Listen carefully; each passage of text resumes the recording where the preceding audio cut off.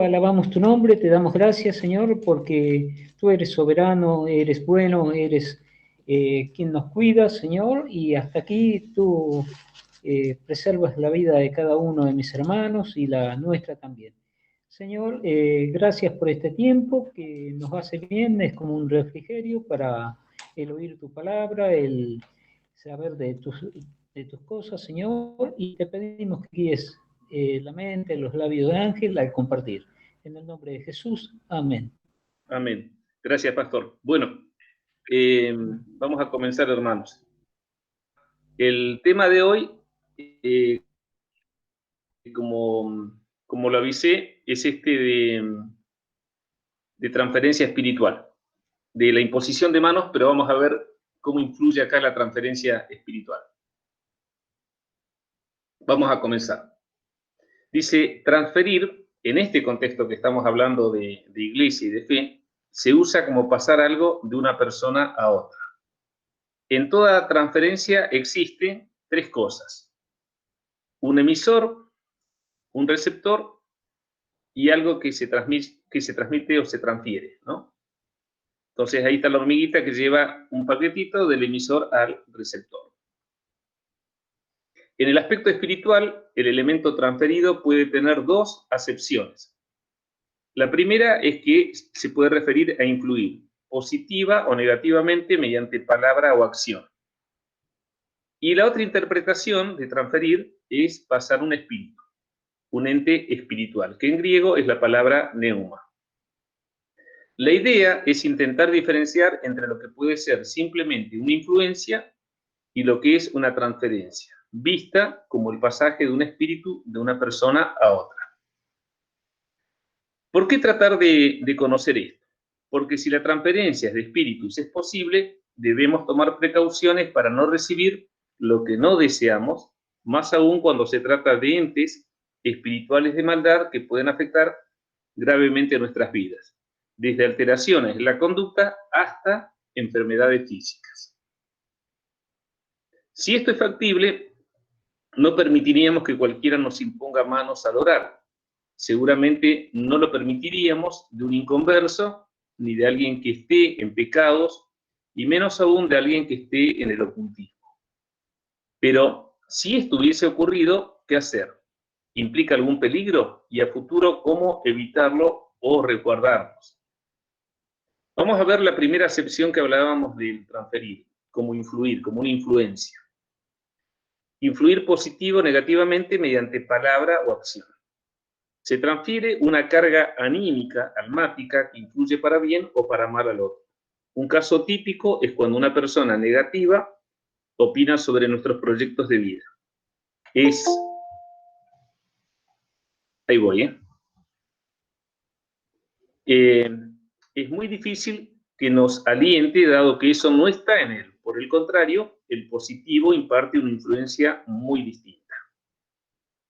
La palabra en Proverbios 22, del 24 al 25, dice: no te entremetas con el iracundo, ni te acompañes con el hombre de enojos, no sea que aprendas sus maneras y tomes lazo para tu alma. Digamos que lo que nos está mostrando ahí es una influencia de esa persona sobre nosotros. En Proverbios 13:20 dice lo siguiente: el que anda con sabios, sabio será, mas el que se junta con necios será quebrantado. Los dos pasajes anteriores hacen alusión al poder que determinadas influencias ejercen para mal o para bien sobre otras vidas. En el lenguaje de hoy lo llamaríamos juntas, lo que son las juntas. Pero el cristiano en la Gran Comisión recibe un mandato ineludible y Dios nos dice: id. No puede hacer acepción de personas, porque la palabra en Santiago 2:9 dice: pero si hacéis acepción de personas, cometéis pecado. De hecho, el Señor Jesús trató con todo tipo de personas, aunque también es advertido, porque la palabra dice en Jeremías 15:19, dice: conviértanse ellos a ti y tú no te conviertas a ellos. Por esto que decíamos de las juntas, porque muchas veces nos terminan cambiando en vez de ser nosotros los que los llevamos al Evangelio. Si usted no se siente preparado para resistir determinadas influencias negativas, simplemente huya. Esa no es tarea para usted. En 1 Pedro 5:8 dice: sed sobrios y velad, porque vuestro adversario, el diablo, como león rugiente, anda alrededor buscando a quien devorar. De lo contrario, le ocurrirá lo que dice el dicho popular: fue por lana y terminó esquilado. Esto se refiere a que si tenemos que ir a predicar o a hablar con una persona que de repente resulta al revés, en vez de cambiarlo nosotros a él por la influencia del Evangelio, nos termine cambiando a nosotros, mejor no tener esa relación. Desde este punto de vista, la transferencia se refiere acerca de la influencia de otras personas hacia nosotros y de nosotros hacia otras personas. Al respecto, sabemos que sobre esto no hay dudas. Hay personas que influyen sobre otras, para bien o para mal, y aún sus conversaciones son tan negativas que deprimen y aún derriban. Pero también hay otras que son tan optimistas que levantan el ánimo y edifican. La palabra en Números 13, 31 al 33 dice: no podremos subir contra aquel pueblo porque es más fuerte que nosotros. Y dice: y hablaron mal entre los hijos de Israel de la tierra que habían reconocido, diciendo: la tierra por donde pasamos para reconocerla es tierra que traga a sus moradores, y todo el pueblo que vimos en medio de ella son hombres de grande estatura. También vimos allí gigantes, hijos de Anac, raza de los gigantes, y éramos nosotros, a nuestro parecer, como langostas, y así les parecíamos a ellos. Estas son palabras que desalentaban al pueblo. Después, en Números 14, del versículo 1 al 4, dice: entonces toda la congregación gritó y dio voces, y el pueblo lloró aquella noche. Y se quejaron contra Moisés y contra Aarón todos los hijos de Israel, y les dijo toda la multitud: ojalá muriéramos en la tierra de Egipto, o en este desierto, ojalá muriéramos. ¿Y por qué nos trae Jehová a esta tierra? Para caer a espada y que nuestras mujeres y nuestros niños sean por presa. ¿No nos sería mejor volvernos a Egipto? Y decían el uno al otro: designemos un capitán, saquémoslo a Moisés y volvamos a Egipto. Todas palabras de desaliento. Entonces acá está hablando de lo que puede ser la transferencia como una influencia anímica negativa o positiva, ¿no? En este caso negativa. Ahora vamos a ver la segunda acepción, que era transferir, y hablábamos de pasar un espíritu, un ente espiritual.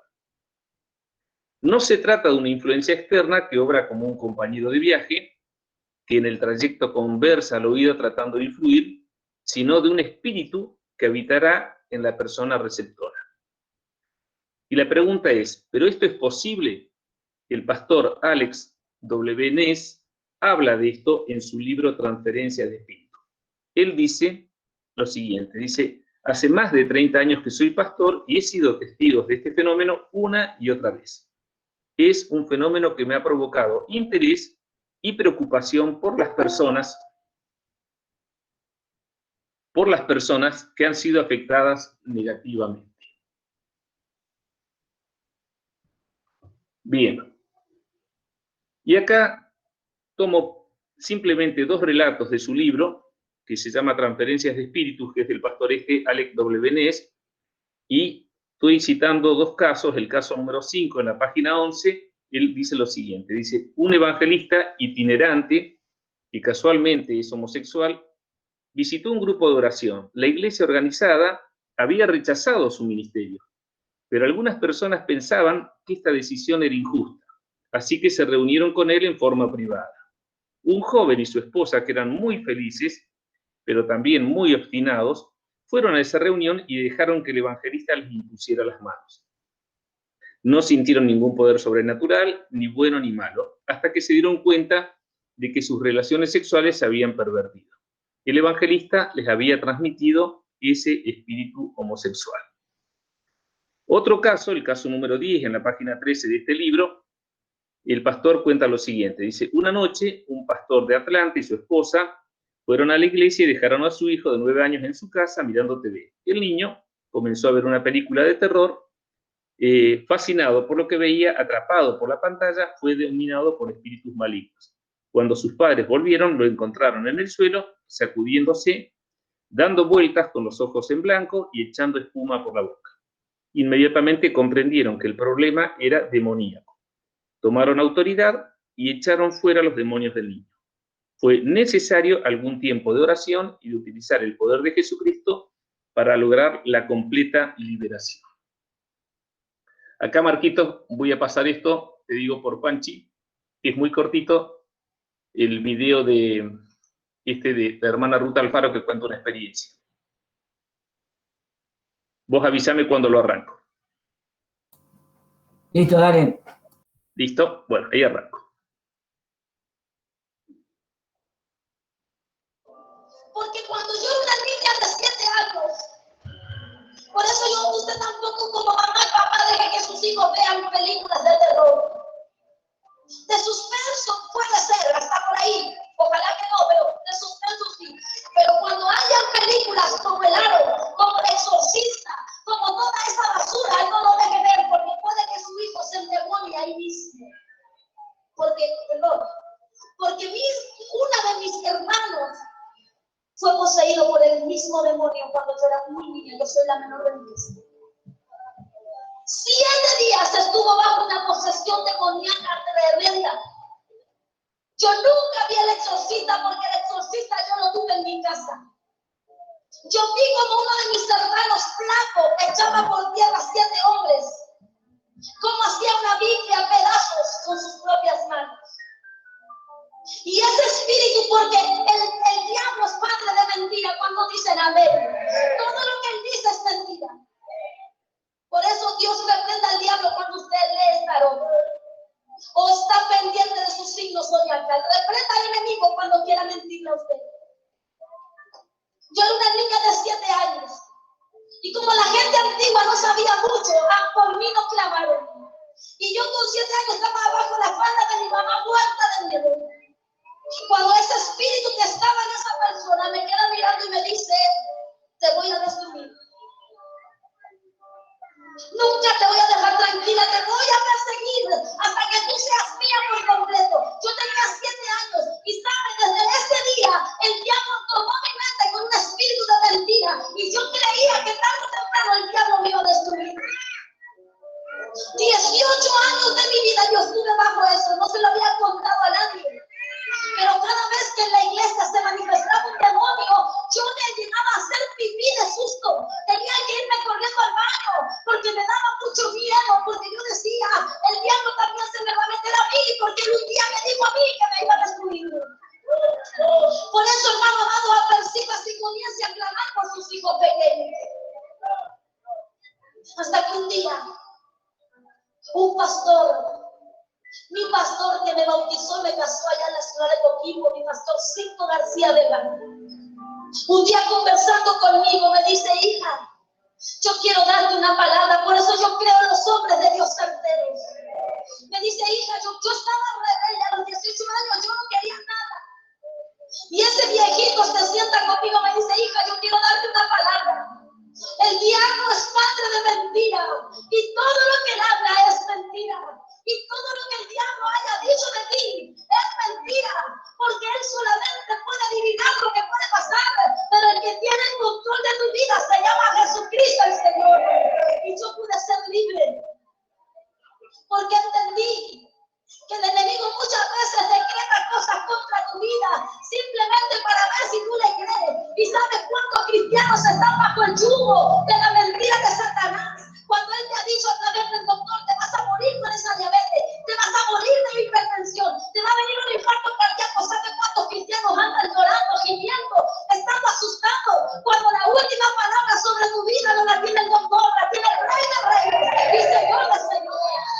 Es tiempo de creer.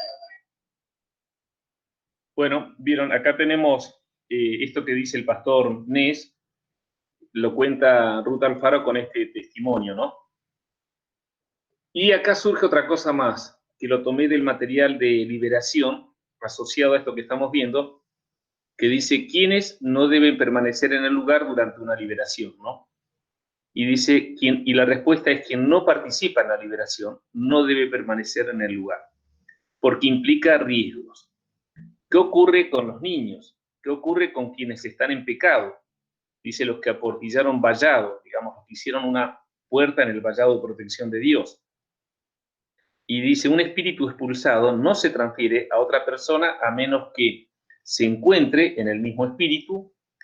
Si por pecado no confesado le confiere autoridad al demonio, que sería un segundo caso, si la persona lo autoriza, o si el ministro de liberación lo hace y la otra persona es un receptor habilitado.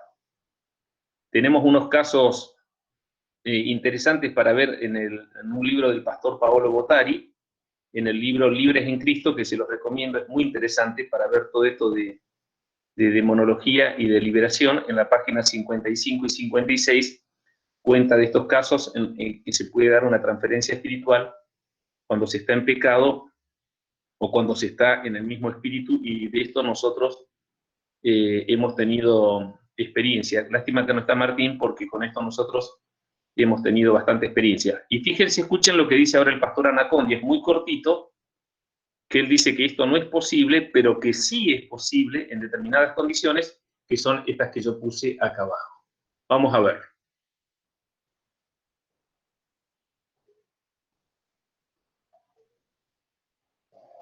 Otra de las cosas, muchos dicen, cuando en la campaña se expulsan los demonios, ¿pueden entrar en otra persona? No pueden.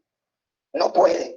De ninguna manera pueden. Yo no tuve ningún caso en mi campaña que un demonio salió de una persona y se metió en otra. Sí, cuando dos personas estaban, pongamos, en la macumba, y eran parientes y estaban en el mismo país, uno, una hermana o un hermano, se iba de uno a otro. ¿Pero por qué? Porque estaban en el mismo espíritu y la misma autoridad. Pero que los demonios salgan de una persona y se metan en otro, no, señor. Ellos no pueden hacerlo. Fíjense cuando fue Gadareno delante de Jesús. Ellos le pidieron permiso y el Señor se lo dio. Amén. Es la única manera que ellos pueden salir de un cuerpo y entrar en otro si nosotros lo autorizamos. Pero ¿quién va a hacer semejante barbaridad? Nadie lo va a hacer. Lo echamos fuera y se tiene que ir. Bueno, ven lo que dice. Él dice en principio que esto no es posible, pero que sí es posible cuando se dan esto que se encuentran, por ejemplo, en el mismo espíritu, o cuando la persona, en el libro de Paolo Bottari, en la página 56, cuenta que liberan a una persona y uno del grupo se manifestó, fue endemoniado, y dice que era porque tenía un pecado no confesado y lo termina confesando y fue libre. Si la persona lo autoriza o si el ministro de liberación lo hace, que esto no ocurre, pero el otro además tiene que ser una persona habilitada para que suceda. Nosotros de esto tenemos experiencia personal, de estas cosas que ocurren de la transferencia, las hemos visto. Bien, ahí vuelvo.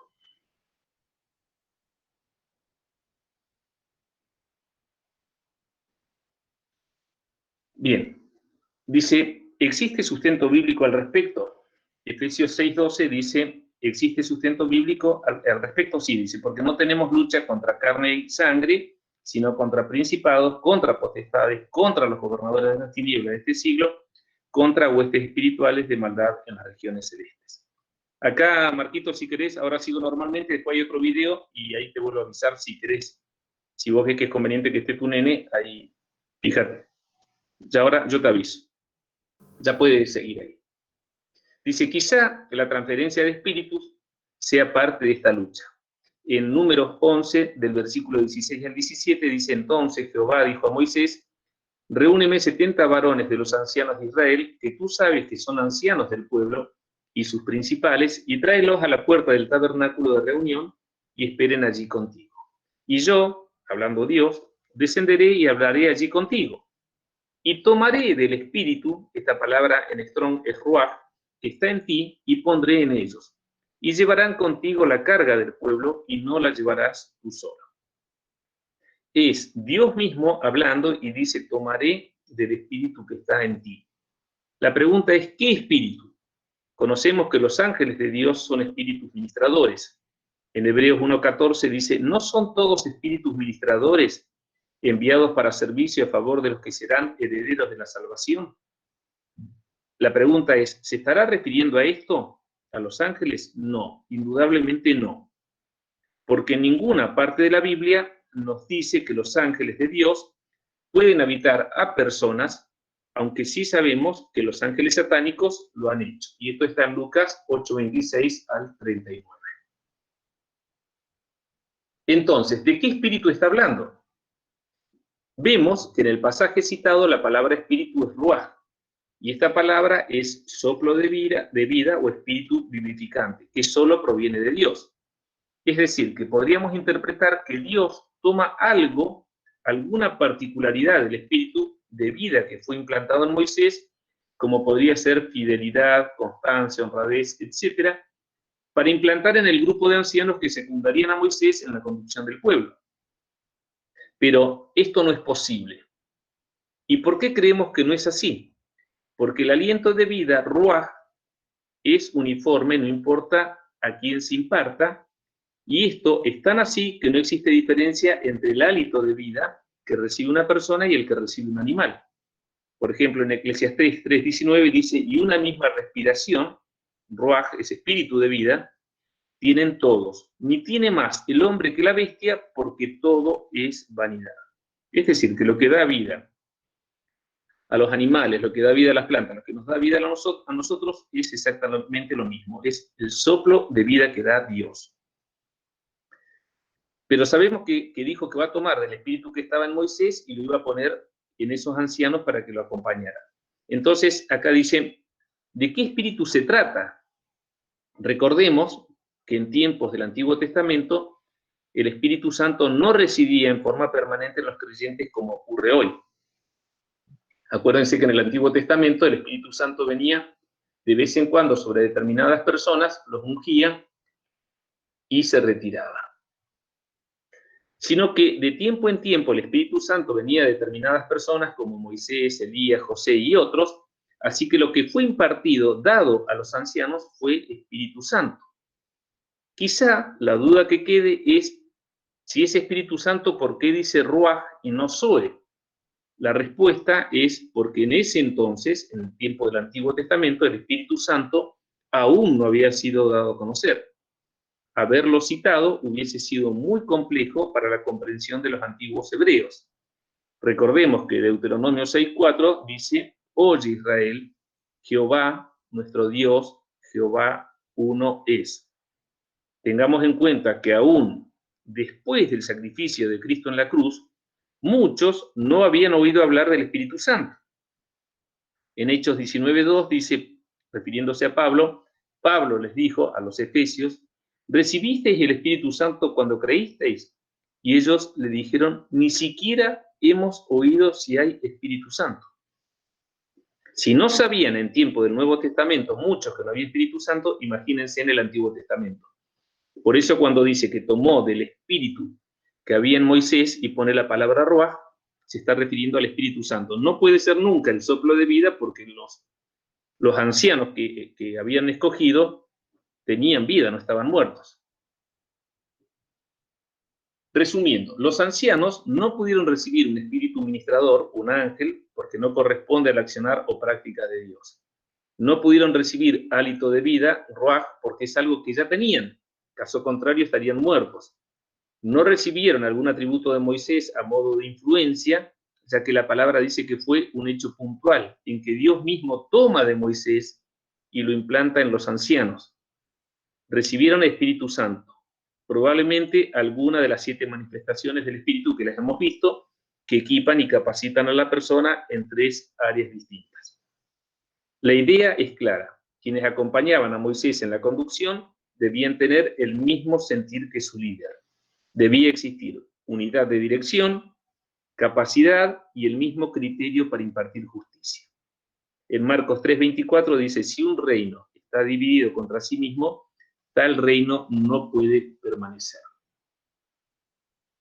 Bueno, y entramos acá en el tema de la imposición de manos.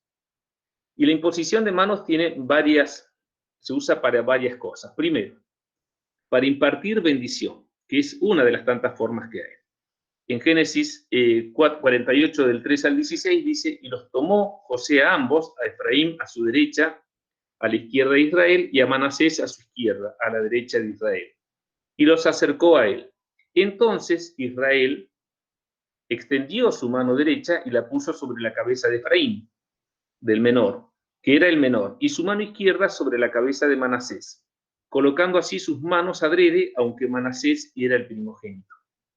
Y bendijo a José diciendo: el Dios en cuya presencia anduvieron mis padres, Abraham e Isaac, el Dios que me mantiene desde que yo soy hasta este día, el ángel de Jehová, que me liberta de todo mal, bendiga a estos jóvenes y sea perpetuado en ellos mi nombre y el nombre de mis padres, Abraham e Isaac, y multiplíquense en gran manera en medio de la tierra.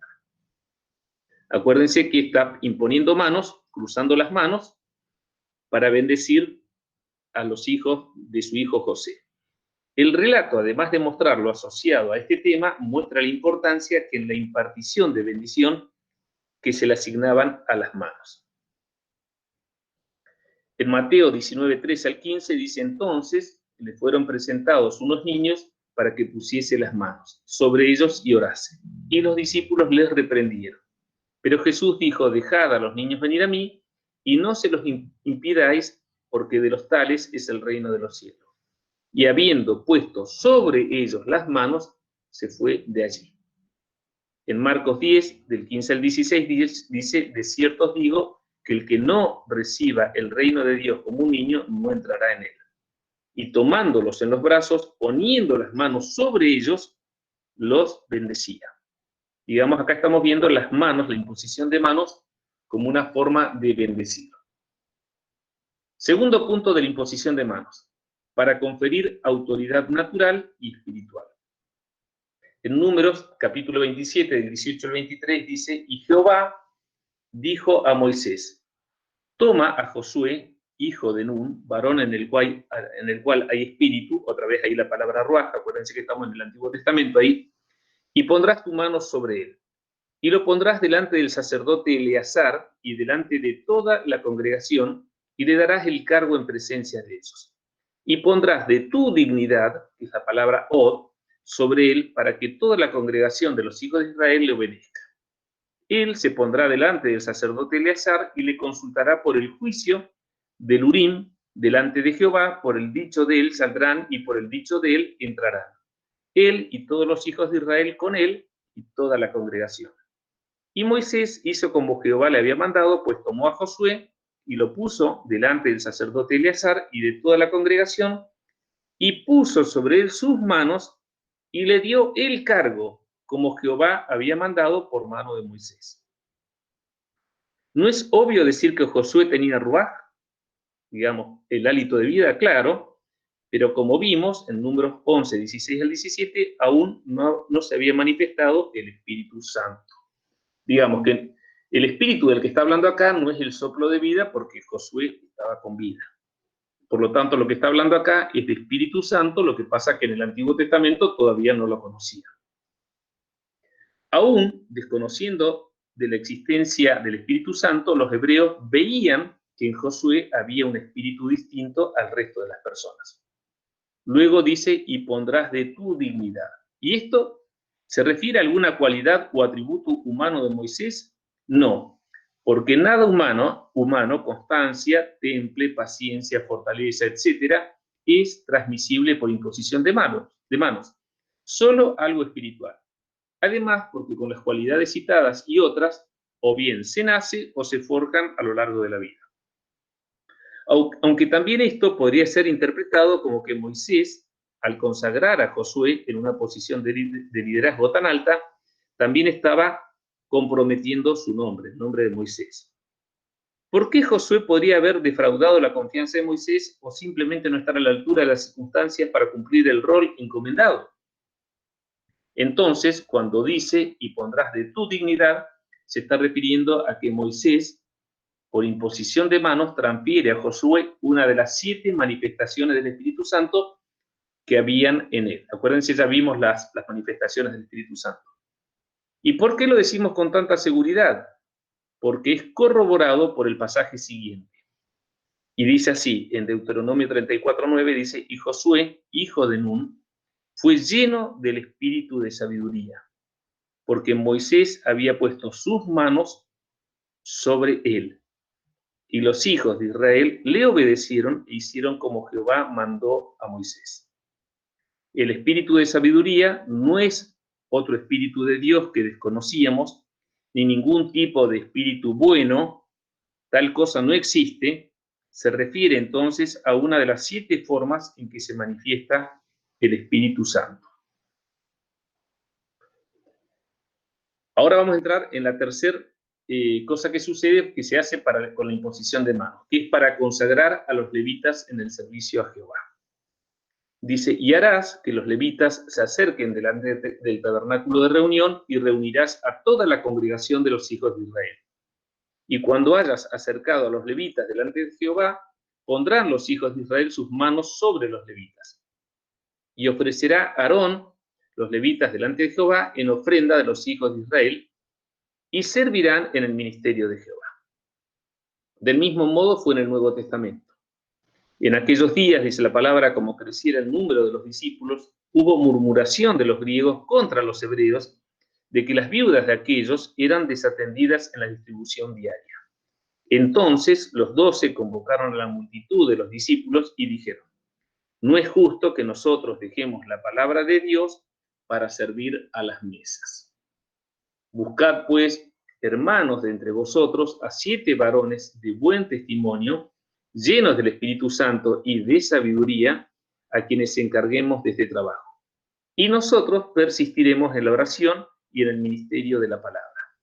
Agradó la propuesta a toda la multitud y eligieron a Esteban, varón lleno de fe y del Espíritu Santo, a Felipe, a Prócoro, a Nicanor, a Timón, a Parmenas y a Nicolás, prosélito de Antioquía, a los cuales presentaron ante los apóstoles, quienes, orando, les impusieron las manos. Vemos que es para consagrarlos también al ministerio. Cada vez que una persona va a salir con una función de la iglesia, esto es lo que se debería hacer. Imponer las manos, los líderes de la iglesia, los pastores, tienen que imponer las manos sobre esas personas que envían para consagrarlos a un servicio a Dios. Otro tema para la imposición de manos es para declarar públicamente la culpabilidad del blasfemo. La palabra dice, en aquel tiempo, el hijo de una mujer israelita, el cual era hijo de un egipcio, salió entre los hijos de Israel, y el hijo de la israelita y un hombre de Israel riñeron en el campamento. Y el hijo de la mujer israelita blasfemó el nombre, cuando no pone el nombre se refiere al nombre de Dios, y maldijo. Entonces los llevaron a Moisés, y su madre se llamaba Selomit, hija de Dibri, de la tribu de Dan. Y lo pusieron en la cárcel hasta que les fuese declarado por palabra de Jehová. Y Jehová habló a Moisés diciendo, saca al blasfemo fuera del campamento, y todos los que le oyeron pongan sus manos sobre la cabeza de él, y apedréelo toda la congregación. Y a los hijos de Israel hablarás diciendo, cualquiera que maldijere a su Dios llevará su iniquidad. Y el que blasfemare el nombre de Jehová ha de ser muerto. Toda la congregación lo apedreará, así el extranjero como el natural, si blasfemare el nombre que muera. Pero fíjense que era, ahí pone, dice, y todos los que lo oyeron pongan sus manos sobre la cabeza de él. Por la imposición de manos vimos que se bendecía. En este pasaje vemos que de alguna manera, por la gravedad del pecado cometido, actúa como una administración espiritual antes de la ejecución de la pena. La pregunta es, ¿qué se ministra? La Biblia parece no decirlo, pero la blasfemia no es un pecado como otros. Quinto, la imposición de manos, para transmitir los pecados a un animal. En Éxodo 29, versículos 10 al 11 y en el 14 dice, después llevarás el becerro delante del tabernáculo de reunión, y Aarón y sus hijos pondrán sus manos sobre la cabeza del becerro. Y matarás el becerro delante de Jehová a la puerta del tabernáculo de reunión. Pero la carne del becerro y su piel y su estiércol los quemarás a fuego fuera del campamento. Es ofrenda por el pecado. En Levítico 4, del 1 al 4, dice, habló Jehová a Moisés diciendo, habla a los hijos de Israel y diles, cuando alguna persona pecare por yerro, por error, en alguno de los mandamientos de Jehová sobre cosas que no se han de hacer, e hiciera alguna de ellas, si el sacerdote ungido pecare según el pecado del pueblo, ofrecerá a Jehová por su pecado que habrá cometido un becerro sin defecto para expiación. Traerá el becerro a la puerta del tabernáculo de reunión delante de Jehová y pondrá su mano sobre la cabeza del becerro y lo degollará delante de Jehová. Vemos ahí que era lo que era el chivo expiatorio, ¿no? Que se ponían las manos se imponían manos sobre el chivo expiatorio, el que iba a cargar con los pecados. Si toda la congregación de Israel hubiera errado y el yerro estuviera oculto a los ojos del pueblo, luego que llegue a ser conocido el pecado que cometieron, la congregación ofrecerá un becerro por expiación y lo traerán delante del tabernáculo de reunión. Y los ancianos de la congregación pondrán sus manos sobre la cabeza del becerro, en posición de manos, delante de Jehová, y en presencia de Jehová degollarán aquel becerro. Estos eran sacrificios de expiación. Expiar es la remoción de la culpa de alguien por cargársela a un tercero, que es quien asume plenamente el pecado del otro. En el Antiguo Testamento se lo conoce como chivo expiatorio, que era a quien por imposición de manos se le transferían los pecados del hombre. En el Nuevo Testamento es Jesucristo quien realiza el sacrificio expiatorio. Sexto, imposición de manos para sanar enfermos.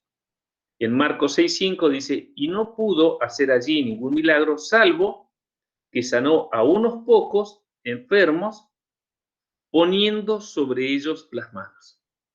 Cuando Jesús volvió a su ciudad, a Nazaret, dice la palabra, que no pudo hacer muchos milagros a causa de la incredulidad de aquella ciudad. Pero las sanaciones que se hicieron fueron por imposición de manos. En Hechos 9, versículos 10 al 12, dice, había entonces en Damasco un discípulo llamado Ananías, a quien el Señor dijo en visión, Ananías, y él respondió, heme aquí, Señor. Y el Señor le dijo, levántate y ve a la calle que se llama derecha y busca en casa de Judas a uno llamado Saulo de Tarso, porque aquí él ora y ha visto en visión a un varón llamado Ananías que entra y le pone las manos encima para que recobre la vista. Aquí es Ananías, un discípulo de Cristo, quien impondrá manos, no Jesucristo. En Hechos 9, del 17 al 18, dice, fue entonces Ananías y entró a la casa poniendo sobre las manos, dijo, hermano Saulo, el Señor Jesús, que se te apareció en el camino por donde venías, me ha enviado para que recibas la vista y seas lleno del Espíritu Santo. Y al momento le cayeron de los ojos como escamas y recibió al instante la vista y levantándose fue bautizado. En Hechos 28:8 dice, y aconteció que el padre de Publio estaba en cama, enfermo de fiebre y de disentería, y entró Pablo a verle, y después de haber orado, le impuso las manos y le sanó. En Marcos 16, del 17 al 18, dice, y estas señales seguirán a los que creen, en mi nombre echarán fuera demonios, hablarán nuevas lenguas, tomarán en las manos serpientes, y si bebiere cosa mortífera, no les hará daño. Sobre los enfermos pondrán sus manos y sanarán. Digamos, estamos viendo acá la imposición de manos para ministrar sanidad. En Santiago 5, del versículo 14 al 15, dice, ¿está alguno enfermo entre vosotros? Llame a los ancianos de la iglesia y oren por él, ungiéndolo con aceite en el nombre del Señor. Y la oración de fe salvará al enfermo. Y el Señor lo levantará, si hubiera cometido pecados, le serán perdonados. Observemos algo. Es a quién convocar para que ministre, no a cualquiera, no al familiar, ni al amigo, ni al que diezma, sino al anciano. Curry Blake, que es el líder de George Lake Ministries, dice que un anciano debe ser una persona asentada en la fe, de carácter, no fluctuante por las emociones, sino alguien realmente de fe. La Escritura así lo dice, la oración de fe. Pero además, quien ministra no puede estar en pecado, porque no será el instrumento adecuado para que la unción de Dios fluya. Esto es importante. No cualquiera puede ministrar. Debe ser un anciano. La Biblia Peshitta dice, llame a los que ministran. La Reina Valera lo aclara y dice, llame a los ancianos. Si esto es importante, ¿qué sucederá con la imposición de manos? Porque Hebreos, capítulo 6, versículo 1-2, habla de ella como rudimento de la fe. Se cuida el púlpito, no cualquiera predica, pero ¿qué sobre la administración? Lo que estoy poniendo acá es referente a Santiago 5, 14 al 15, es esto que tengamos en cuenta. No cualquiera puede ministrar. Quien tiene que ministrar tiene que ser un anciano, o el anciano es una persona autorizada para ministrar. Pero esta persona que se designa como anciano en la iglesia tiene que ser un hombre de fe, porque dice la oración de fe. Fíjense todos los detalles sobre la palabra, ¿no? Y por eso dice acá, se cuida el púlpito, no cualquiera predica, pero ¿qué pasa sobre la administración? ¿Cualquiera puede imponer manos? Esa es la pregunta. Y ahí tienen la dirección de John G. Lake Ministries, si les llegara a interesar, para que se conecten. Tiene 19 enseñanzas, 19 videos, son un poco más de 19 horas, sobre todos testimonios de sanidad. Es un gran ministerio de sanidad. Séptimo, para recibir Espíritu Santo es la imposición de manos. En Hechos capítulo 8, versículos 14 al 17, dice, cuando los apóstoles que estaban en Jerusalén oyeron que Samaria había recibido la palabra de Dios, enviaron allá a Pedro y a Juan, los cuales, habiendo venido, oraron por ellos para que recibiesen el Espíritu Santo, porque aún no había descendido sobre ninguno de ellos, sino que solamente habían sido bautizados en el nombre de Jesús. Entonces les imponían las manos y recibían el Espíritu Santo. En Hechos 19:6 dice, y habiéndoles impuesto Pablo las manos, vino sobre ellos Espíritu Santo, y hablaban en lenguas y profetizaban. Otro tema de la imposición de manos es para recibir dones. 1 Timoteo 4:14 dice, no descuides el don que hay en ti, que te fue dado mediante profecía, con la imposición de las manos del presbiterio. Resumen de la imposición de manos. Tenemos para impartir bendición, para conferir autoridad espiritual, para consagrar a los levitas en el servicio de Jehová, para declarar públicamente la culpabilidad del blasfemo, para transmitir los pecados a un animal, que es el chivo expiatorio, como decíamos, para sanar enfermos, para recibir Espíritu Santo y para recibir dones espirituales.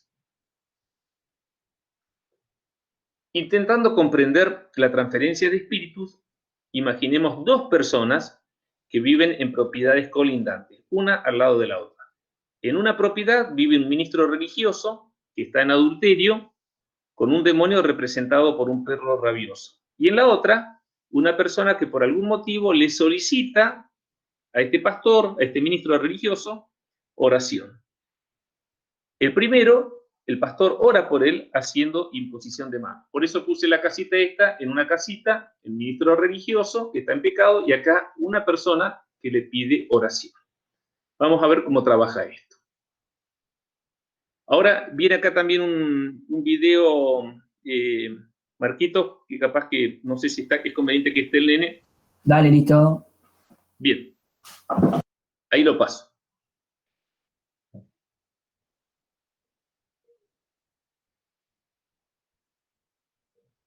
Seis horas más tarde me llamó una muchacha que había sido una enamorada en el mundo 2 o 3 meses antes y me dijo, me he enterado que eres cristiano y sabes, soy una cristiana y tengo problemas en mi casa, estoy deprimida, no sé qué hacer. Era un día viernes. Yo como ya había conocido al Señor, estaba en mi casa, no me movía de la casa y fui a buscarla a su casa y la llevé a la mía. Y allí en la casa, en el living, en la sala de estar, empecé a predicarle la palabra de Jesús. Ella me dijo que no era específicamente cristiana, sino era Hare Krishna. Había sido Krishna. Y sabemos nosotros ya, en la iglesia cristiana evangélica, que los Hare Krishna adoran a Satanás con el nombre de Krishna. Es el nombre encubierto de Satanás, a los Krishna. Krishna es Satanás. Y fue que esta muchacha se puso a llorar mientras le hablaba, como que no quisiera oír. Yo me acerqué a ella y le dije, mira, levanta tu cabeza, Jesús te ama, quiere entrar en tu vida. Ella tenía ojos azules penetrantes, pero de pronto me miró con una mirada gélida, una mirada maligna. Yo empecé a retroceder y era una mirada horrorosa que trataba de evitar su mirada. Era una mirada espantosa que no podía soportarla. Me di cuenta de que había ahí algo maligno dentro de ella. Entonces yo había recordado que se podía echar fuera en el nombre de Jesús a demonios. Y lo que traté es reprender en ese momento en el nombre de Jesús. Salió una vez, pero quise hacerlo otra vez y empecé a retener a Satanás por el miedo, por la mirada terrible que tenía la muchacha. De pronto ella bajó la vista y me siguió hablando como si nada hubiera ocurrido. Y empezó a hablar con algunas personas aparentemente que estaban en la habitación y no había más que yo y ella. Y les hablaba y se comunicaba con ellos. Y empecé a llenarme de miedo, empecé a llenarme de temor. Y al lugar donde ella miraba para hablar con ellos, decía, ¿qué está? Ellos te quieren. Son mis dioses, Gobi, Ganesha, Shinakai. Yo les miraba. Yo no sabía quiénes eran. Miraba solamente el aire y solamente atinaba a reprender en el nombre de Jesús. Me encontré 3 veces con la mirada diabólica, satánica de ella. Ya no pude resistirlo más. Le dije, tú tienes que aceptar a Jesús. Le hice poner de rodillas a la fuerza. Yo también me puse de rodillas, le agarré de las manos y dije, tienes que aceptar a Jesús. Le hice hacer una oración de arrepentimiento. Completaba toda la oración, pero el momento de mencionar el nombre de Jesús no podía hacerlo. En ese momento lo que hice fue, para que tuviera más fuerza, le puse las manos en la cabeza y sentí que algo se me entró. Yo dije, no puede ser. Recordé inmediatamente el sueño que había tenido 36 horas antes. Yo dije, no puede ser que se me esté metiendo a mí, no puede ser, porque había sentido un escalofrío, había sentido que algo se me había entrado. Yo dije, no puede ser, pero dije, no, me tengo que controlar.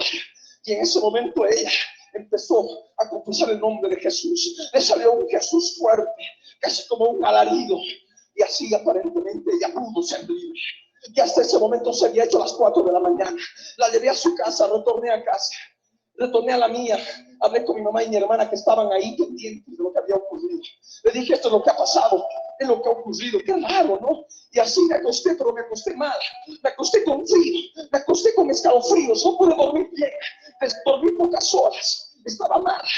Y de pronto sí, desperté mal, con los ojos borrosos, mal, peor que antes. No sabía qué era lo que estaba pasando. En la tarde de ese día sábado teníamos un culto allá en esa casita de Alto Braques. Fui allá y les compartí lo que había ocurrido. Les dije, les pedí que oraran por mí. Habían ido 2 pastorcitos en aquellos días, 2 pastores. Y ahí estaba, me puse de rodillas. Ellos me pusieron las manos y empezaron a orar. Y de pronto unas voces horribles empezaron a salir de mi estómago. Y salía por mi boca, yo me quedaba pasmado, porque ya no tenía control de esas voces. Eran voces horripilantes, era una voz terrible que no era mía. Eran voces de diferente tono, que no era mi voz. Dije, hermano, lo que ha pasado anoche es algo terrible. No sé qué es lo que está pasando. Me dice, hermano, no te preocupes, no, tranquilízate. ¿Estás nervioso? ¿Nervioso? Me vuelve a decir lo mismo. No, hermano, hay unas fuerzas en mi interior. No, hermanito, vamos a orar. Y él estaba ahí en el volante con las ventanillas cerradas. En el momento que se dispuso a orar, me vino una fuerza horrenda de mi interior. Y tuve ganas con las manos de agarrarle la cabeza y estrellarle contra el vidrio lateral de la puerta del conductor. Pero yo hice esto, puse mis manos bajo mis piernas. Y mientras terminaba de orar, yo agarraba y contenía, Señor, ayúdame. Terminó de orar, me solté. Le dije, hermano, no es normal. Te has puesto a orar, me ha venido una fuerza que no es mía. Te iba a estrellar la cabeza contra el vidrio. ¿Te imaginas lo que te hubiera hecho? No soy yo, necesito ayuda. Dice, no, hermano, no, debes tener una injerencia. Los cristianos no pueden ser contaminados. En aquellos días existía esa tan penosa idea, tan penosa doctrina, que ahora ha sido rota, no solamente por la palabra, sino por el poder de Dios a través de las campañas que realizamos.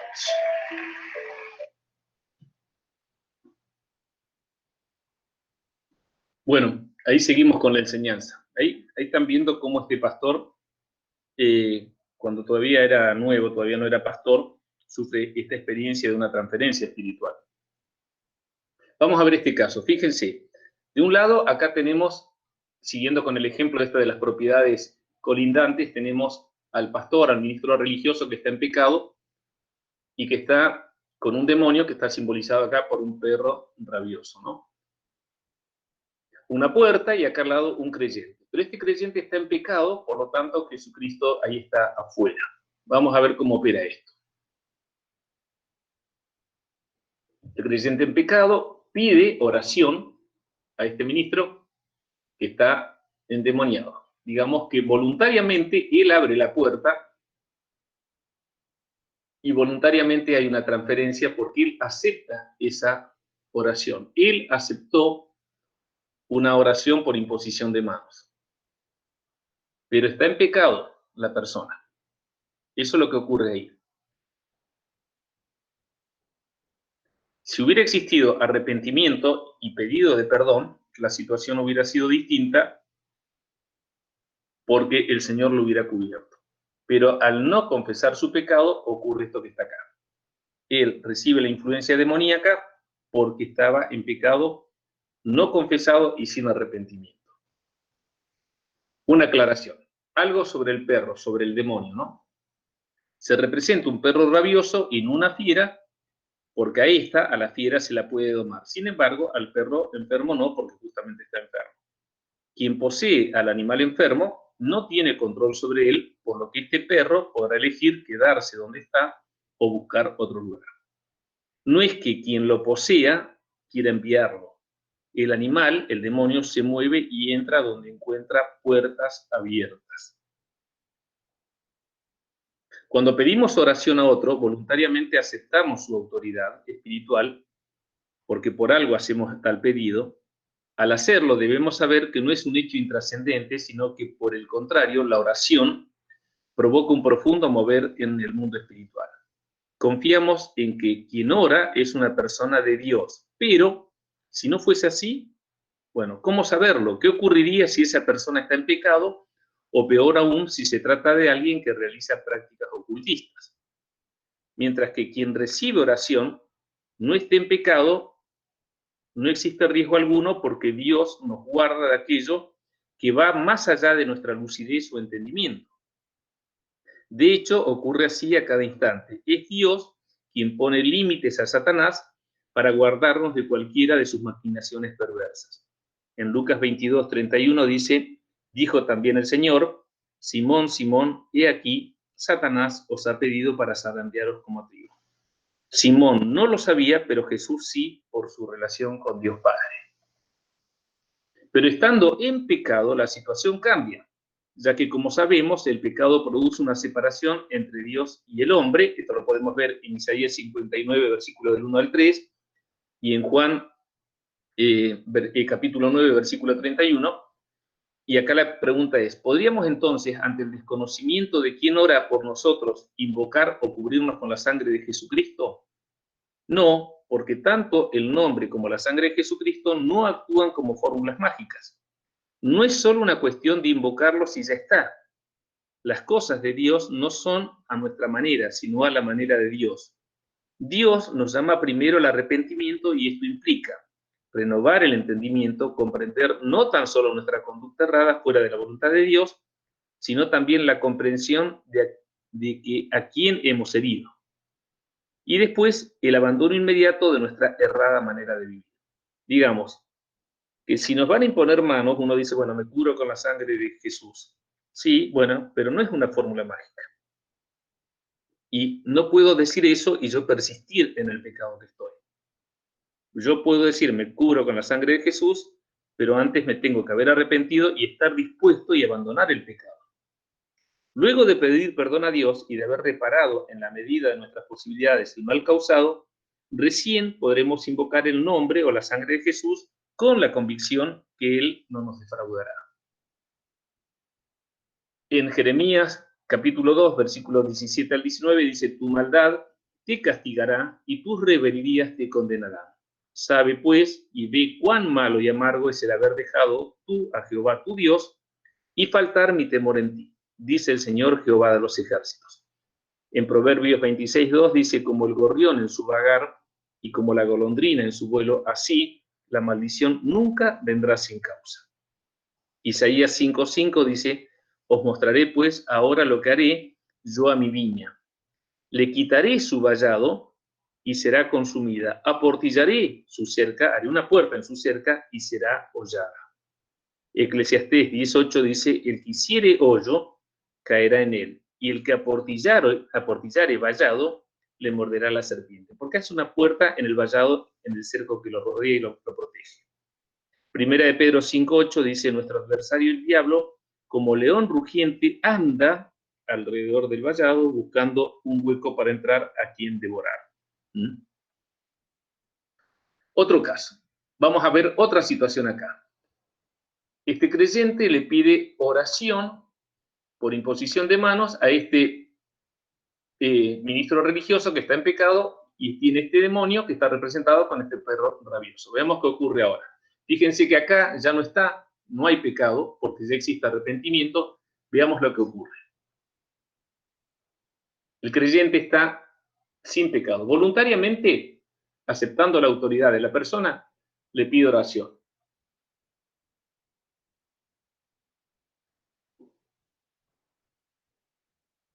Se abre una puerta, porque voluntariamente, pero cuando por imposición de manos el demonio va a pasar, Jesucristo lo cubre.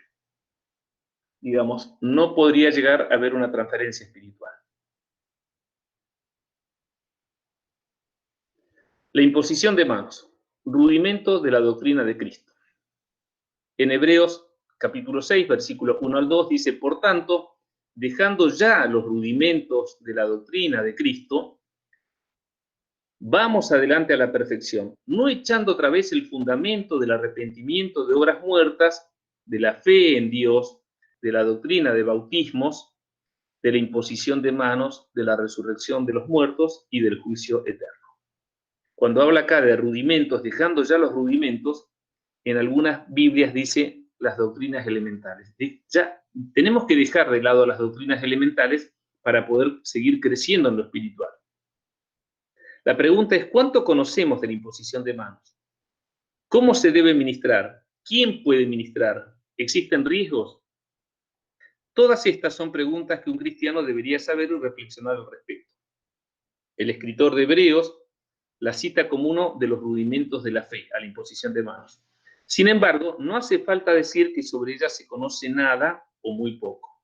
Es más, se ministra indiscriminadamente como si se tratara solo de una forma o de un ritual que se usa por tradición. La palabra dice, orad unos por otros para que seáis sanados. Sabemos de los beneficios de la oración intercesora porque no tan solo quitamos la mirada de nosotros y la ponemos en el otro, también necesitado, sino porque este acto denota amor al prójimo. Pero lo que la palabra no dice es orad unos por otros imponiendo manos. La imposición de manos no se trata de una mera forma o tradición cristiana de orar, sino que debe ser usada en momentos y con una finalidad específica, ya los vimos. Además, debe ser realizada estrechamente vinculada al discernimiento de espíritus con la guía del Espíritu Santo. No dejemos de orar ni por nosotros ni por otros.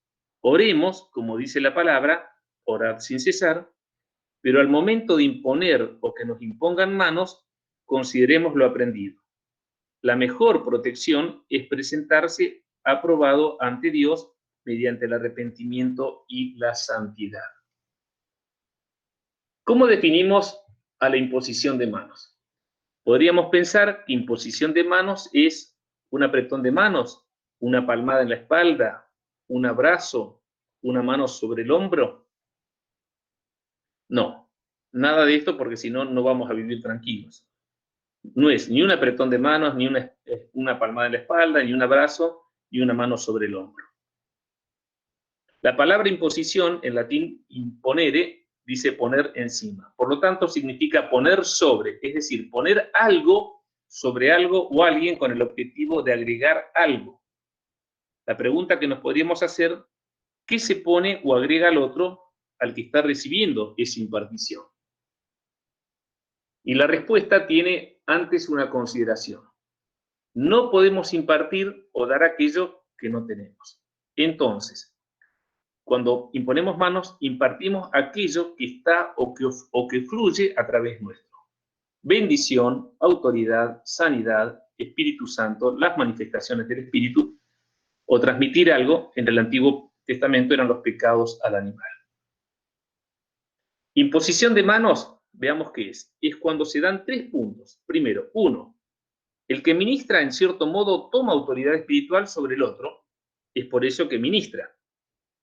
El otro, segundo, el que recibe ministración, acepta implícitamente la autoridad espiritual del otro. Es por eso que deja que el otro lo ministre. Y tercero, quien ministra pone su mano sobre la cabeza, hombro, pecho o espalda del otro con el objeto de impartir.